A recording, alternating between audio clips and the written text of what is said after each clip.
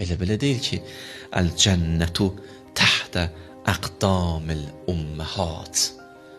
Cənnət anaların ayaqları altındadır.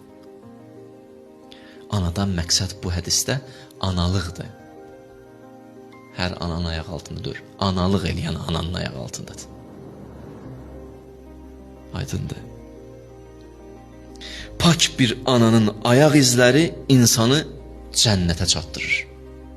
Pak bir ananın ayaq izləri. Ona görə cənnət ananın ayaqları altındadır.